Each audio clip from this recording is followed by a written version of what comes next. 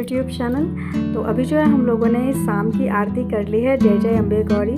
मैं माँ जी दोनों बच्चे सब मिलके कर लेते हैं। फिर माँ जी जो है अपना आज क्योंकि उनका व्रत जो है स्टार्ट होने वाला है अष्टमी वाला, तो वो अपना और भी सारे भजन सब कर रही हैं बहुत अच्छे से। और अभी शाम के 6 बज रहे हैं। पापा जी जो शाम का चाय पी लिए और माँ जी जो हैं वो दिया दिखाने के लिए नहा धो करके सप्तमी पूजा का वो मंदिर गई हैं दिया दिखाने के लिए 9 दिया लेकर के।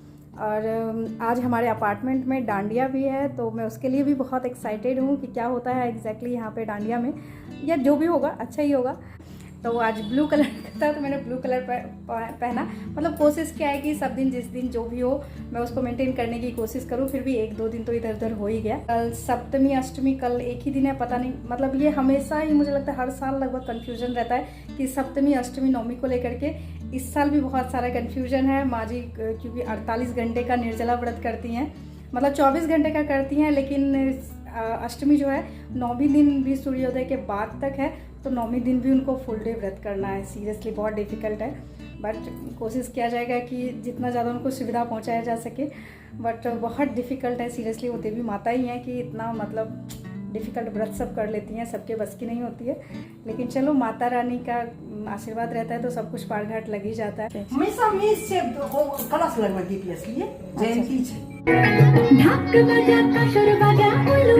और जैसा कि मैंने बताया आज हमारे अपार्टमेंट में डांडिया है। तो अपने अपार्टमेंट में ये मेरा फर्स्ट एक्सपीरियंस है डांडिया का, जो कि बहुत ही अच्छा रहा।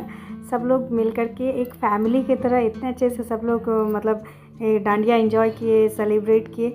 बहुत मज़ा आया सच में। मतलब 8 बजे से डांडिया स्टार्ट थी और 11 बजे रात तक चली। उसके बाद 1 घंटे आरती हुई और उसके बाद बहुत सारे लोग तो पंडाल देखने के लिए रात में ही निकल गए। पंडाल सारे पटना में बहुत अच्छा बना है, बट इस बार तो मैं नहीं गई। नेक्स्ट टाइम पूरा कोशिश करूँगी कि मैं भी जाऊँ। तो चलिए आप लोग भी डांडिया एंजॉय कीजिए।